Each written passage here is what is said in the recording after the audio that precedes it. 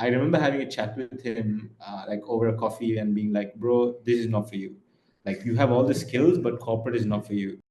Hey, today we're going to be talking to the founders of Designer.io. So, guys, could you tell us a bit about yourselves and who you are?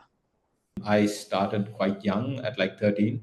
I got nerd sniped by a family friend. Saw him like working with C++, and I was like, what's that? And yeah, started coding, building stuff. Yeah, and yeah, Sehan's journey started when he was young as well, right? Yeah, so I mean, I started as a designer when I was around 12 years old. And, my dad just bought me a laptop as a gift. And then I wanted to do something. So just went to YouTube and figured out there's something called Photoshop. And I was like, whoa. So from there, just, playing around with it. And then it turned out to be that there was another website called freelancer.com, and they started doing stuff there. So yeah, from there to multiple agencies, and coming here doing all this design stuff. I don't know. I just found my passion. So I think I'm still doing it for the longest time that I know, and I don't know, like everything I learned from the school, I don't use it. I don't use it anymore. That sounds fun to say because design has been the game. So yeah, really happy to help any startup out there, as Akil also said, with their design work or maybe their creative thinking, how they can push things forward in a kind of a different way. And yeah, that's pretty much it. Got you. Yeah. Okay, so how did you two meet? Oh, okay. So that's the best part, right? So now he was always a freelancer. You were always a freelancer, right? Yeah, Yeah, he true. was Yeah. always a freelancer. He never worked for anyone. Whereas I got into corporate as soon as I knew I wanted to do software, right? Uh, I mean, back then you just wanted to get into a FAANG company, right? You wanted to get into Facebook or Google or Amazon or something. So you went corporate, right? So I was working for corporate companies, and eventually I got hired by a large scale catering business, right? And they were running like their own ERP systems and all these stuff. So I was hired as like lead software and all these things there. We needed a graphic designer, right? So we put up a job post, and the first guy to show up is him, right? So he shows up at the door and he wants to interview for the job. And honestly, he was amazing. His designs were good, his work ethic was awesome. So we hired him, right? uh, yeah, we I really loved working with him. I was a bit annoying, Yeah, like I mean, this guy wanted me to document everything. I'm a designer. I don't want to type things out as a document, right? yeah, Who does that? I needed to make it corporate, right? I needed to document what this dude was doing, and he was like, "No, I cannot do that." So I remember having a chat with him, like over a coffee, and being like, "Bro, this is not for you. Like you have all the skills, but corporate is not for you. You need to go out there and do your own thing." And he left a month later. Yeah, he gave his notice, Yeah, not even a and month. yeah, it wasn't even a month. Yeah, he just left, and he started doing his own thing. He started his own company, and he started doing designs. I went down the software career path, but we still kept in touch, right? So if I needed something design related, I still remember like for photography projects and stuff, I he's the first person I'd call. And I'm assuming back then, whenever he needed tech advice or whenever he needed advice about the business, he'd give me a call, right? Yeah, because uh, in my POV, so what happened was I was doing those whole bunch of freelance stuff, and then I mean, as a side gig, I used to do photography. So like whilst doing all these, I was like, man, I'm hustling every single day. I was not even 18. I was like, why don't I find somewhere that I can go and sit and do a job? Okay, I had never done a job. Every other person I know does a job, so why not? So then there was this advertisement on Facebook or something. I think on yeah, Facebook, yeah, right? Facebook, Yeah. yeah. So it was weird, but still I applied. And then these guys wanted me to come, so I went there. And all of a sudden, I mean, the interview was not the best experience, but still it was fine. Yeah, because this guy interviewed me. So yeah, but yeah. So after that, we started working. Then I was like, oh my god! So this guy wants me to document everything, put everything on a bloody task manager, and then all that jazz. And I was like, okay, I can't do whatever stuff I want here. I need to learn and stuff. But still, I mean, yeah. But as Akil said, I left the job within a couple of weeks. I understood that I can't do it for some. I mean, I don't know, for some weird reason I wasn't able to do He it. can't work for anyone. He has to work for himself. He cannot Yeah, work for someone else. So maybe, yeah. maybe. But then I left the job. Then, as exactly he said, like we were always connected. Whenever I wanted some tech support, because I'm not a technical person, and maybe like whenever I wanted to learn about certain things, like started calling him and asking him. Turned out this guy is like a mini Wikipedia where I can just call and ask anything and then he knows the answer. So, and then even for this business, right? I mean, doing this also, he's kind of in the growth hacking stuff, whereas I look at the designs and fulfillment. So, yeah, Yeah. I mean, that's how it went. Yeah, man. Like growing up for me, I've always been like a hyper curious person. So I just wanted to figure things out. I wanted to learn things, and that's kind of like what he means when he talks about like being a walking Wikipedia. Is that I genuinely like knowing about stuff. Like when you talk about like even like when we first met and like when I was looking at like the different platforms I'm on, I really want to know them in detail. That's really important for me.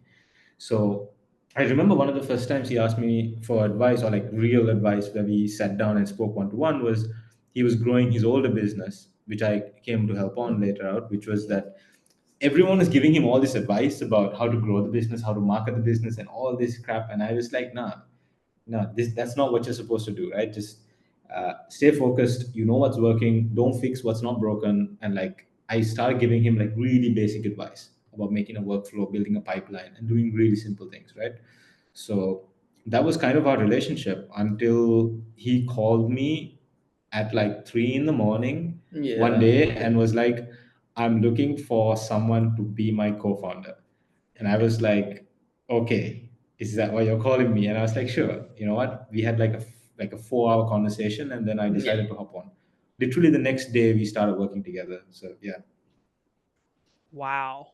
Wow. That is a really, really great story. So like Sehan, starting as like a freelancer graphic designer, right? And photographer at 13. Like what actually drew you to like the creative space like really early on?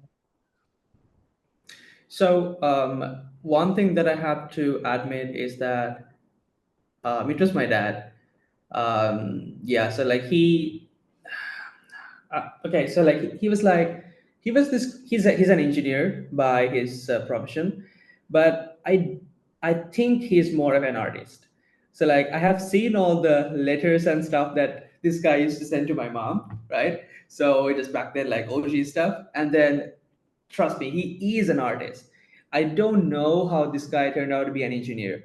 So like all the stuff that he taught me, like the stuff that he showed me, and even when I started and even I wanted to be a designer, he wasn't the typical parent. He was like, okay, do whatever you want, just figure it out.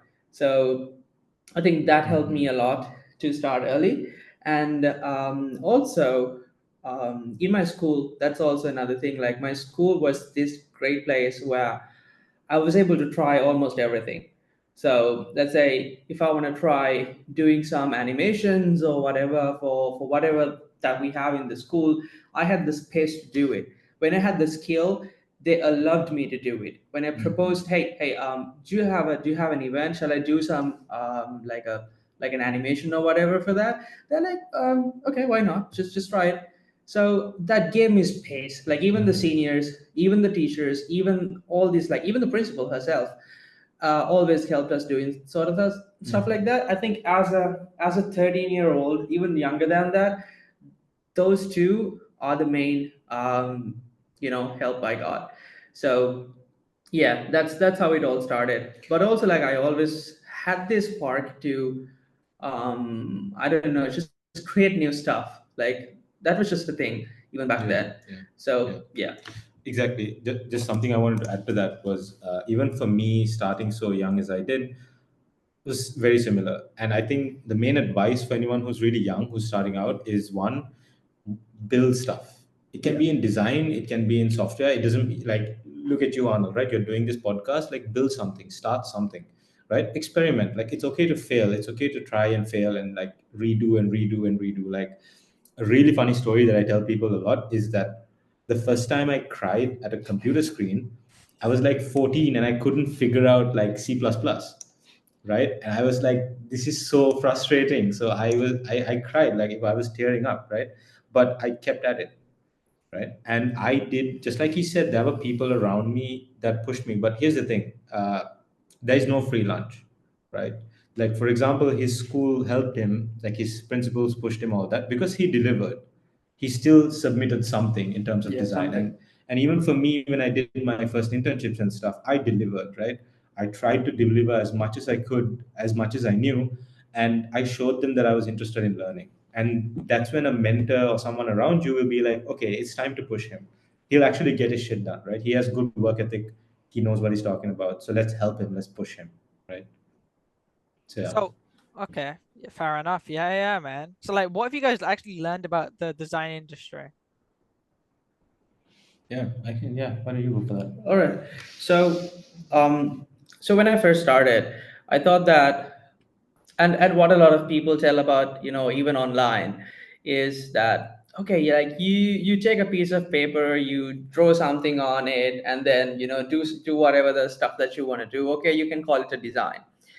Fine, you can. I mean, yeah, you can do that, but I think it should be functional, it should be usable, right? So as an example, if you look at a landing page, very simple, it should deliver its purpose. It should make sure that people who land on that particular landing page actually converts, actually get the knowledge of how and what this product or Yeah. service is, and then understand how they can use it to their problems, like how it solves their problems, what the world is going to be without that, and then get the grasp of it, and then boom, click the button. So Yeah. if that doesn't happen on a landing page, just because you have whatever a landing page built by HTML, CSS, or maybe Framer, Webflow, whatever that is, it doesn't really matter. Yeah. It doesn't really make sense if that doesn't function. Very similar when it comes to, let's say, an ad design, like an ad creative. So if an ad creative that you have online on Facebook or some other platform, if that doesn't really convert, Yeah. what is the purpose of having it? Yeah. So the main thing on design, that like the basics of design, I have seen a lot of people creating stuff online, but if it actually doesn't convert, there's no point. So I think that is the main thing that we see, whereas a lot of startups do, which we also want to communicate a lot, even when it comes to our clients. Yeah. But yeah, that's one of the main thing. Yeah. Yeah, and like something I want to add to that is one thing we did learn that a lot of design, anything, whether it's a design freelance or a design agency, is it's quite rare to see this happen, but it's learning to be industry focused, Yeah. right? So like we work with AI startups, like YC funded AI startups. We work with HR companies and all this stuff, and it was kind of shocking for us, like how different they are, right? The design language and like how you communicate in those different industries is so vastly different. So when it applies to anything, but specifically design, is really think about the design language that you need, like where you're applying this to. Like an HR company needs an entirely different set of design elements than an AI startup, right?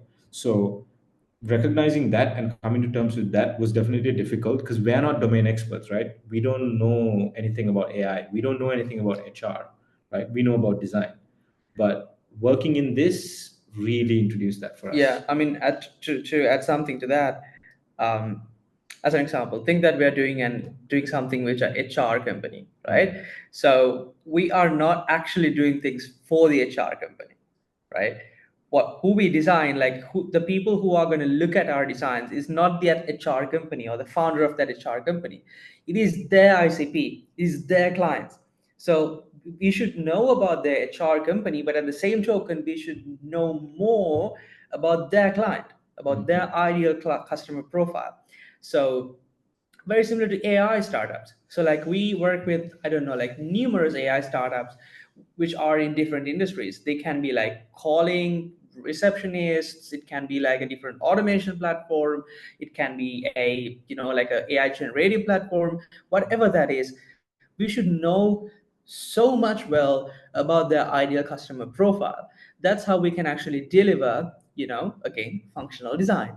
So I think that is, yeah, that's correct, right? I mean, what do you think? Yeah, yeah, yeah. I think that's kind of what I was getting to, is that even even for you, Arnold, right? It's important to think about your ICP. And for those who might not know what that is, that's an ideal customer profile. That's like thinking about who your perfect customers are, and we have to think about that not for our customers, but for our clients' customers, right? And that's how we approach design. So yeah.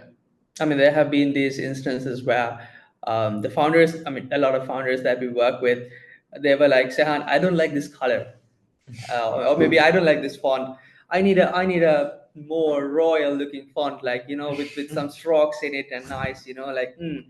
I was like, okay, I'll do that for you. Let's do A/B testing. Run an ad for this one, run an ad for that one. Let's see what converts. So trust me, it has always been the ICP focused design converts better than the other design. I mean, it's so good to have whatever you like. I mean, I like having different cars on our landing page, right? I mean, do you mind having designers like nice cars on the landing page? Yeah, man. That doesn't work. So yeah. So yeah, that's it. Yeah, man. Okay, let me just to clarify for anyone, Zaina is super easy to think about. So we were trying to come up with a name, right? So we had another friend with us who is a super chilled out dude, and like both of us were stressing about a name for this, and he's like, "Hold on, you want to do something design related? You'll have a design background, so call it Zaina, like the designer. So Zaina, right? So it became Zaina.io. So for whoever is trying to pronounce it, just think of designer and just remove the D at the end. So it's just Yeah, but I mean, Zaina. yeah, you need to remove the DE DE and and then then change Zaina.io. the S to a Z, Z, right? yeah, Zainer. yeah. Yeah, and the Y Zaina.io. as well. Yeah. Yeah, yeah. Zaina.io. All right. So why did you two start Zyna.io then? Um, I think Sehan's a better answer for this. Yeah. So we did, like, previously we did another agency called Notch. That's where Aqeel came to help me with all these growth problems. There we did a lot of other lot of jazz, like SEO, social media marketing, web development, you name it, we did it. But then I wanted to do something more design friendly, because like I'm a designer, like doing designs is not a problem, like I love it, but doing all this technical jazz is not actually my thing. So that problem was there. So there was this one evening, like I was like thinking about this, and then all of a sudden, again, that same friend of ours, he was like, "You're a designer, right?" I was like, "Yeah, what are you talking?" Then he was like, "Why don't you start a design subscription?" I was like, okay, that's a great idea. Then he was like, if you don't get a website done by tomorrow morning, right, 9 a.m. sharp on the dot, trust me, you're a failure. You're just a, like a potato something, Yeah. right? Yeah, my Then yeah, I mean, he used a different word. I'm not going to tell it here. So yeah, he was like, I mean, there's no point of telling that, because it's in Sinhalese. It's on our native language. So he was like, if you're not going to do it, that's just nothing. It's like, all right, let me get shit done. So within like, say, like 2 hours or 4 hours or whatever that is, I got the website up. I wrote the offer. And yeah, same friend, I think I'm blessed with friends at this point. So same friend gave me a book called 100 Million Offer by Alex Hormozy. So I read it. I mean, that happened like a couple of months back. So we did a grand slam offer according to the book, right? Just did by the book, and then got the offer up, got the website up, and run some cold email campaigns. Didn't work. It didn't work. And then it took us a good month or two to get our first client, and yeah, that's how it always happened. Yeah. Yeah, man. I think another thing that approached us was, a big reason why I joined him as a co-founder was also a really big reason was when we were doing Notch, uh, we were running it as a project-based company, Yeah. right? Everything was project-based. So you would get a project from a client. Once it's done, it's done.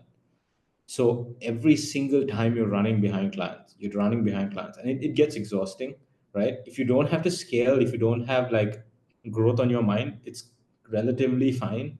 But unfortunately, like we had employees now, like we had hired people.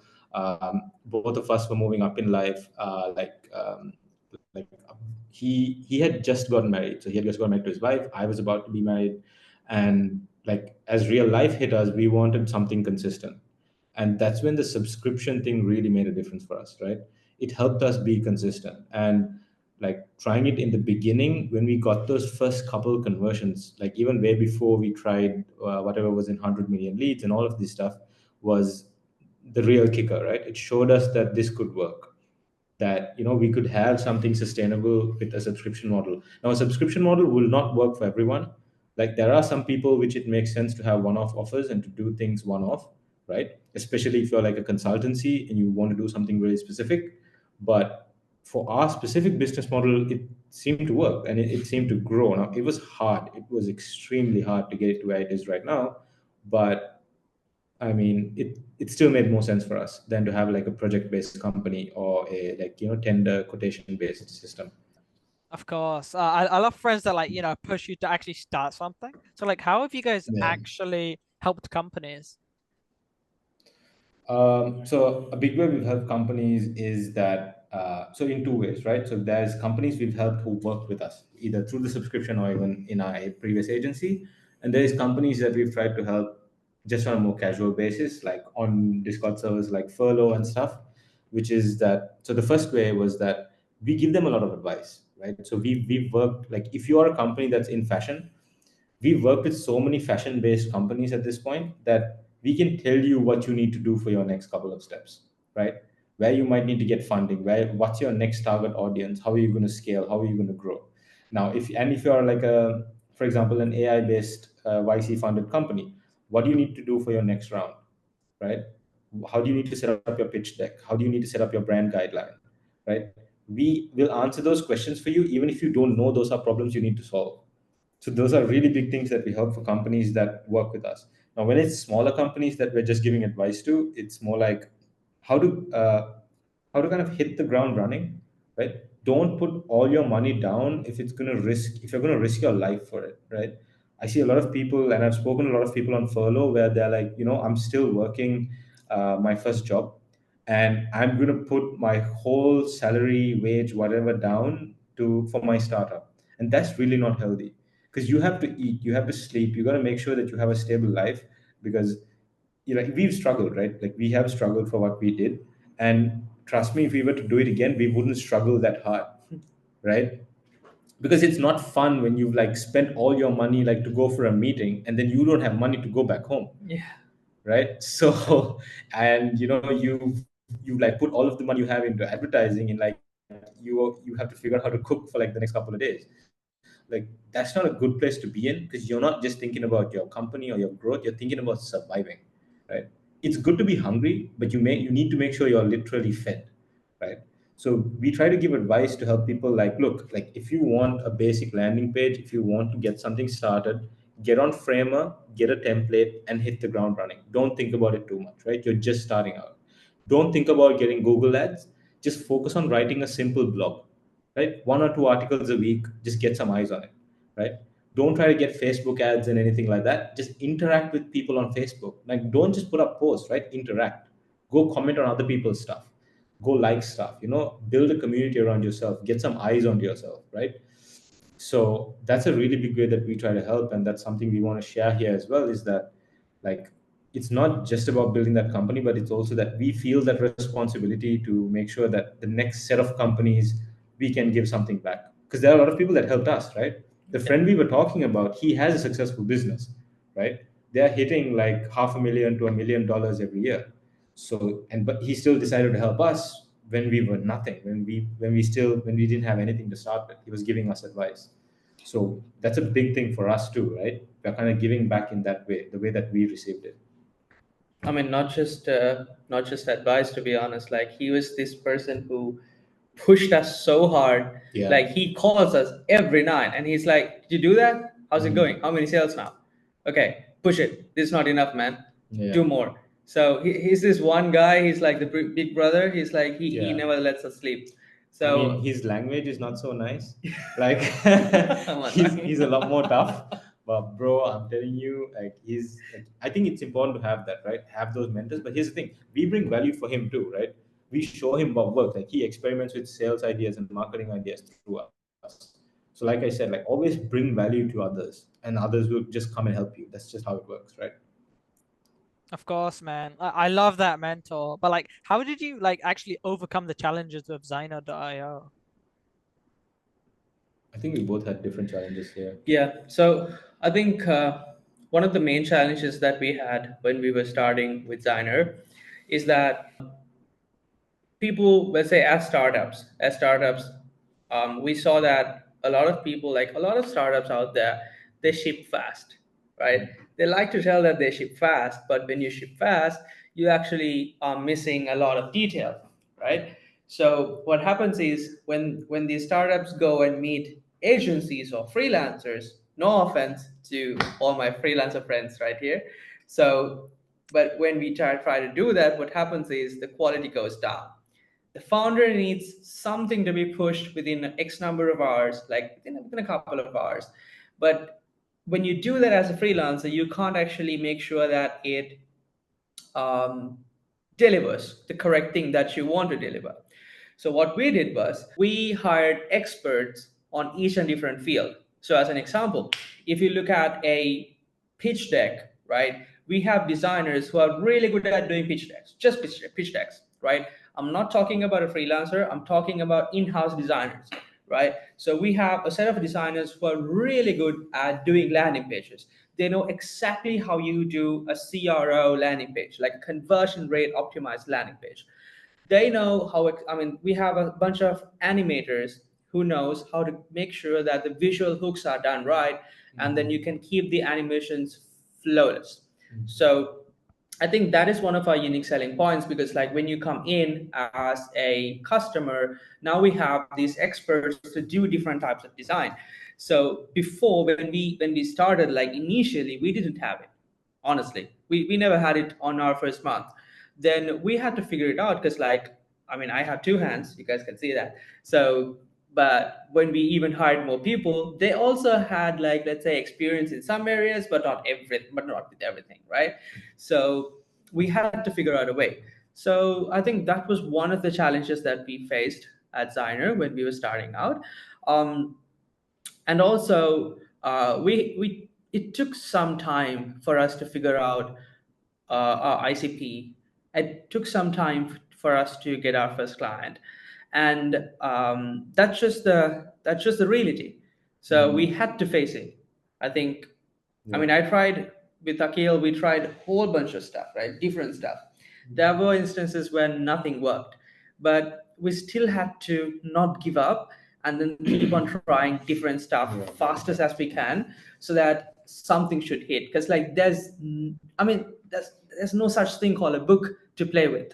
So nothing is written. It doesn't say, okay, step one, step two, step three, Exactly. boom. I Yeah. think the like from a more technical point of view, Yeah. for the two things, so yeah, what Sehan said was right. Like from what we felt, from what we were going through, that's exactly what we went through. But technically, what happened was we struggled a lot with hiring, right? That was the first kind of issue, right? Like that's what he was talking about initially, finding those experts, because there's only so much effort Sehan and me can put in, right? So finding those experts, hiring people is a very, very hard problem. I know there are talent agencies that say they'll find someone in like less than 2 weeks or whatever, but trust me, the reality is you're spending a whole bunch of money, you're spending a whole bunch of time trying to find that right person who's a fit for your company, that communicates the way you need, all of that. So that was a huge hurdle Yeah. for us in the beginning, Yeah. right? Because when you're trying to scale a business, when you're trying to hire people, you realize it's so expensive. Like hiring people is expensive, like both for time and money, right? So that's something we had to learn. And the second thing was that initially one of the biggest struggles, like for me from the perspective of sales, was I didn't know the reasons for why specific things were working when why they weren't. And I think a lot of founders struggle with this, right? You try a campaign and you get a bunch of sales, and you try another campaign and it doesn't, and you don't know what worked and what didn't. So if you are willing to be data oriented and technical, like how I was, my biggest recommendation is get data, right? Try to find out buyer's intent, right? You don't have to pay for platforms, right? There's stuff like Apollo or Zoom Info. You don't have to pay for them. Just do some research. Look at what your ideal customer is looking at and what they want, and what are the times that they are more likely to buy stuff, right?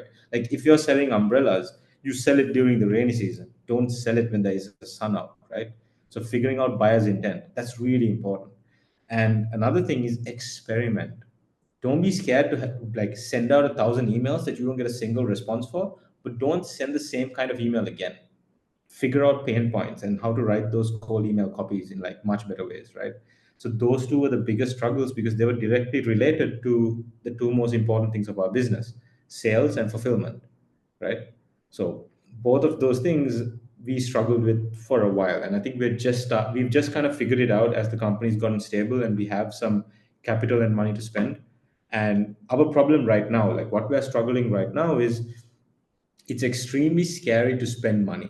Like we have the money to spend right now, but it's scary, right? Because you want to spend the money in the right way, right? Like right now, we have an objective of dropping like 5K on a marketing budget. But where do we put that money, right? Do we do media buying, right? Do we buy affiliate ads, right? Do we go for Google ads? And if you go anywhere on the internet, there are pros and cons for both. So it can be quite confusing. So we're throwing like everything at the wall, right? And seeing what sticks. So we're experimenting, we're trying things. We're not scared to fail. We might lose some money, but that's just the cost of admission. See, there's no way that that anyone's gonna figure out anything without trying it, right? So, as an example, so there are companies that we have worked with. We know this because we work very closely with them. Startups who has tried Google Ads, and it has worked magically for them. Yep. And there are some other companies who has tried some ads somewhere, might not work, right? And then there are companies who has tried cold emails. They got like mad responses. But there are some other companies who might have tried the same kind of a script on a cold email. No, no responses at all, zero. So again, you need to understand who you're working with, and also what works for you. In order to do that, you have to try a whole bunch of different things. So when we said try, yes, don't put all the eggs on the same basket, but at the same token, make sure that when you're doing it, you don't spend all of your money doing that. Yeah, I completely agree. It does cost a lot of time and money to actually start a company. So like, how can founders like actually save their money and actually scale easier?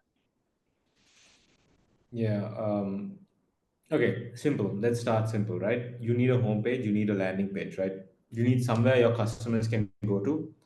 Do not, if you're just starting out, you have no revenue, you have no investment, nothing. Get on framer.com, spend $6 a month for a single landing page.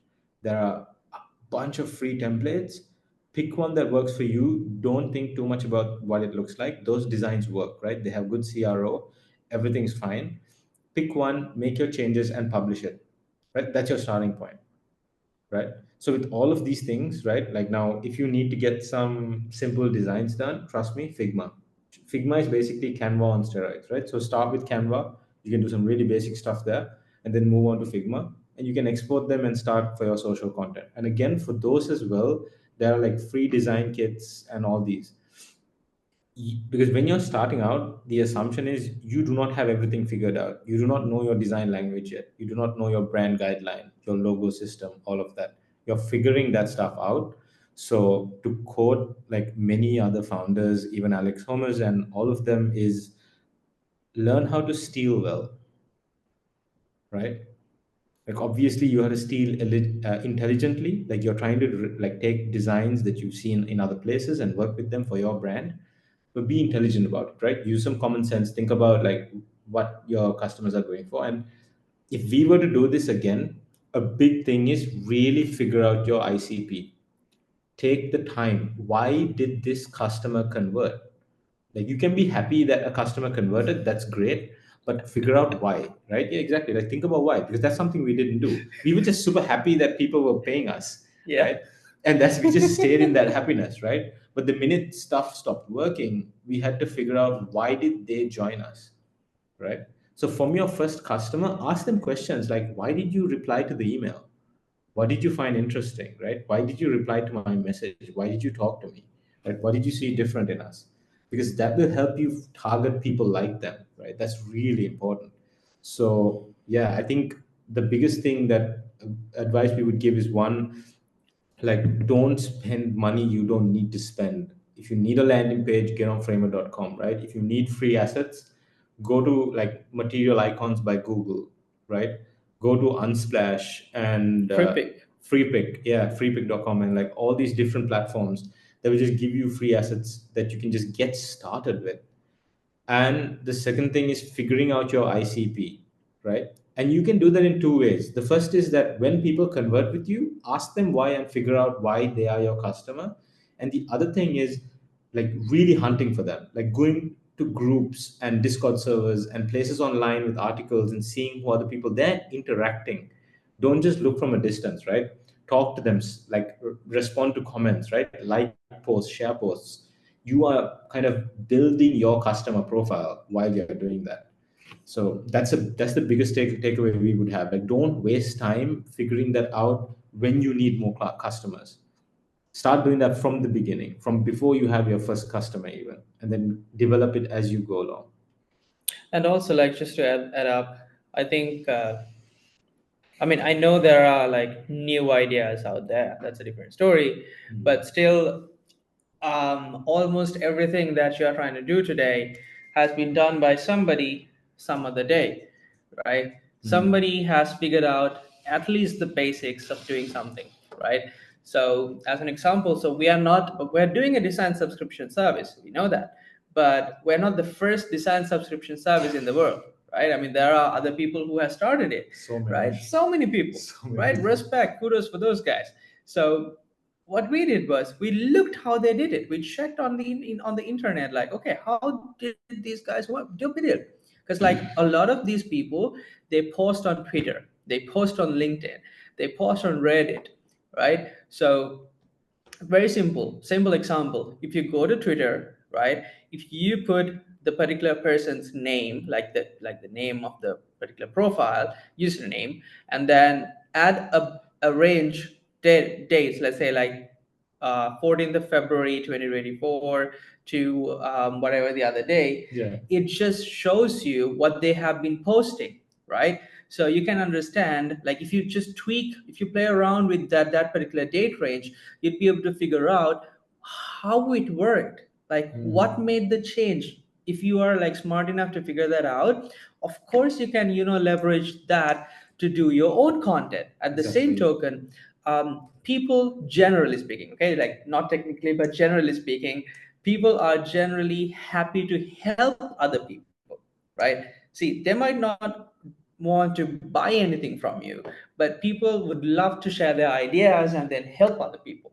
So what I did, and I think Aqeel is also now doing it, like way better than I did. So what we do is like we just speak to people, we talk to them, we ask them, okay, what do you think about this? Like, how do you do this? Like, okay, how do you find your ICP? So what was your GTM? And what helped you to figure out XYZ? Stuff like that. So What's GDM? oh, go to market. Yeah. Okay, right. So stuff like that, right? And then, oh, one thing we missed, one major thing we missed when you asked us like how we just got started. We were a part of this amazing co-working space in Sri Lanka, right? So its name is Hatchworks, right? So Hatchworks is like our second home. So when I was there at Hatch, now we're not there, that's a different story. But when we were there at Hatchworks, there were so many entrepreneurs working together. There were so many investors who came in Sri Lanka because Hatchworks was the best co-working spot. space in South Asia, I guess. Yeah. Yeah, They I have mean, one. they were awarded to that. Yeah, they were So awarded that, they were yeah. awarded. It's like Hatch.lk. So, and even the founders of Hatch, they helped us a lot to figure all these things out. So I think talking to these other founders, understanding how they did things, right? So they will even tell like how things went wrong. That is the most important thing, Yeah. to know how things went wrong, Yeah. so that you won't go onto the same path, or maybe you'll figure out a better way to do things. So yeah, Yeah, community. yeah. That's the biggest Community, thing, right? yes, Community. very Like, important. if you don't have access to a co-working space, like either you can't afford it or you can't go somewhere, join one online. Get on a Yeah. Discord server, get on a Telegram server, meet people, talk to them. Because trust me, at our stage of like growth, there's a lot of stuff I don't know, right? Like people are talking to me about like PPC for Google Ads and like growth strategies and stuff, and I'm like, what are you talking about? And I'm learning this stuff like as I'm doing it, right? Like retargeting ads on LinkedIn, right? Like we're considering like TV adverts, right? Like that's like we're at a completely different scale, but we didn't get a book or we didn't get a Bible that taught us how to do that. It's just that we are figuring it out by talking to other people and like doing that research, and that's really important. Go out of your comfort zone. Let somebody tell you that nah, this is not going to work, right? And give you examples and give you advice, right? So like we're going to be experimenting with that. We're going to be trying stuff to really help us grow, and I think that's the main thing, right? Try stuff, don't stop. I mean, I know I sound like a broken record, but like that's the most important thing, right? To just keep trying, keep pushing, right? All right, so like, what's one piece of advice that you guys wish you had before starting Designer.io?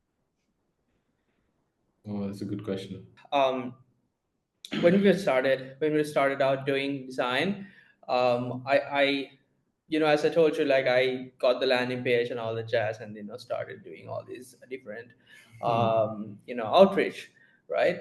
But I wanted to do everything manually. I started sending everything manually. Like every single day I walked up and then like started sending messages and all the jazz. Things worked, but I think what you need to actually focus on is how to build your startup instead of like sitting in front of your computer and sending people messages. I did it, right? And it worked. We got some customers doing that, but I think more than that, you should focus on automating different things and making sure your time is saved well. So because like you can earn a lot of money, like anyone can earn money nowadays, right? So but what you can't do is take your time back. So make sure to use your time a little bit more efficiently, which I didn't do, which I think you also didn't do at the Yeah, start, yeah. right? And then we figured out, okay, there are other things that we should try. I mean, I never figured it out. He figured it out, and he was like, why don't we use our time much better? Like, don't you feel bored? Like, don't you feel that sending messages Yeah. is boring? It's like, yeah, I do. So yeah, I think that's one of the main things that I feel like we should be looking at, um, and we did, right? So yeah. Anything to add, Akhil? Yeah. So, what advice would I want? Like, what advice I would give myself in starting out? That's a pretty good question. Is don't wait to get eyeballs onto you. So, like, we were doing a lot of cold outreach, right? We were doing outbound. We were like reaching out to people who we thought fit.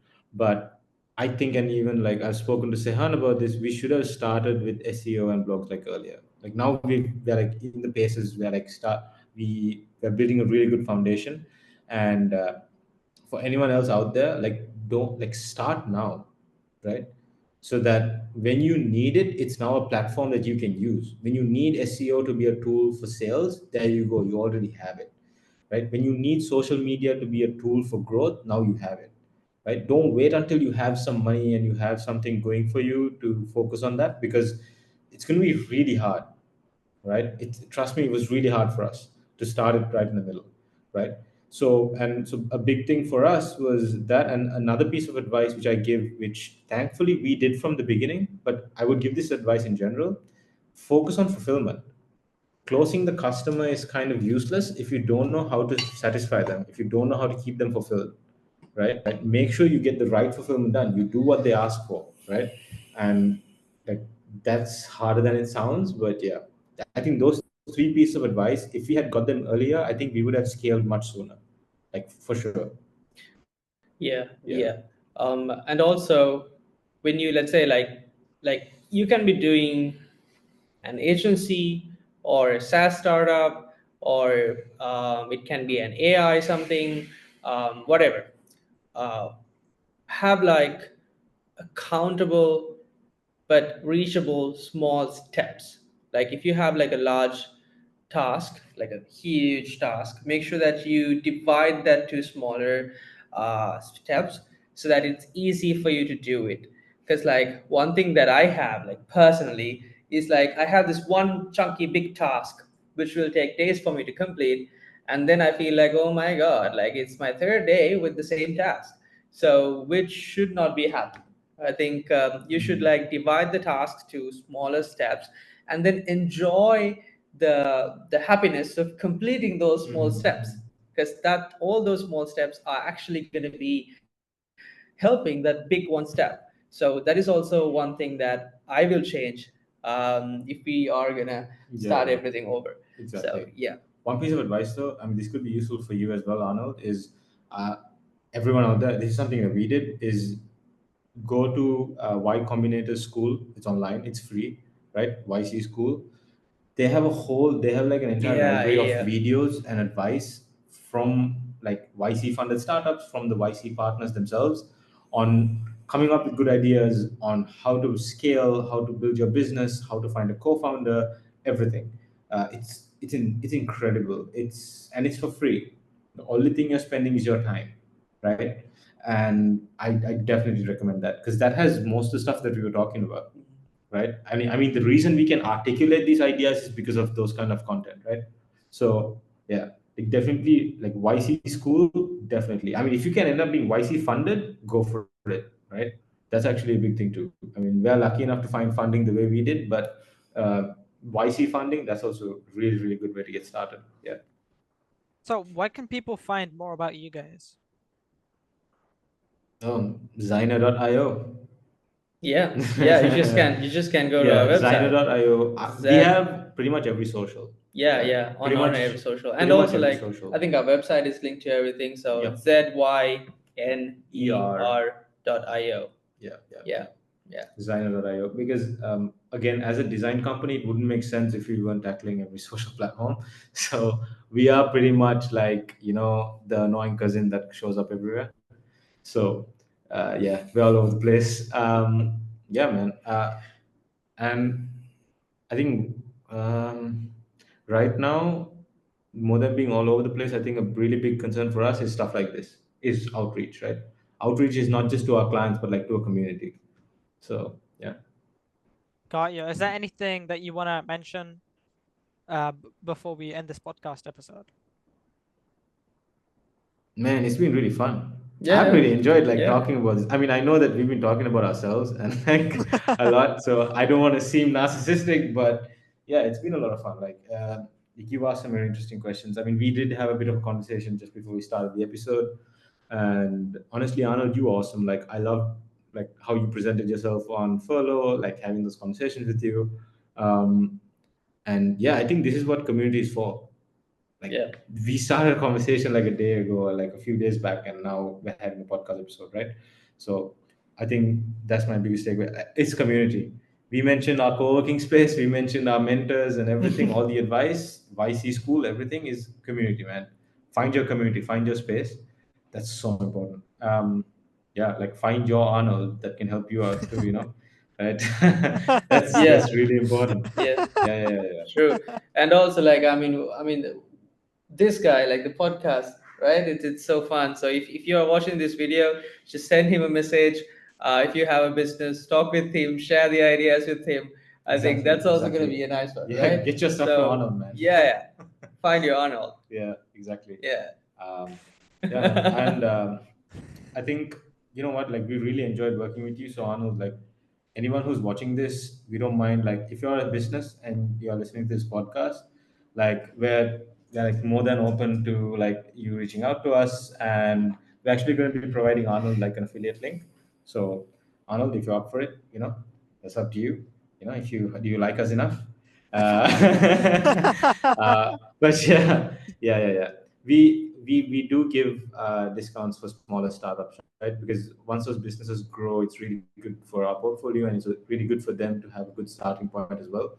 So yeah, if you feel like you need the support, but you might not have all the funds that our subscription requires, just check out the different like discount links and discount spaces that we have, and we'll be providing one for Arnold as well for him to share. Yeah, Yeah. especially for indie founders out there. I know a Yep. whole bunch of indie founders Mhm. who would actually need some help, Yep. support doing it, and they will build these beautiful things after that. So yeah, Exactly. if you are like that, yeah, why not? No? Yeah. Definitely, definitely. I love All that right. message. Find it, Arnold. Yeah, man, dude, that should be your tagline. No, Oh I my. mean, you can just be like, whenever somebody lands on your profile, right? You can have the cover saying, "You just found your Arnold." Like, yeah, congrats, you just found your Arnold. Stuff like that, you know. Exactly. That's your CRO, man. Like, hey, you found your Arnold. Or maybe That you is so create a good. landing page or a website. Yeah. Yeah, Oh yeah. man, you just found your Arnold. Yeah. Yeah. Exactly. Oh my. I appreciate everyone listening. I hope you actually enjoyed this episode. If so, share it with your friends. Check out Zaina.io. Oh my god, these guys, I love them.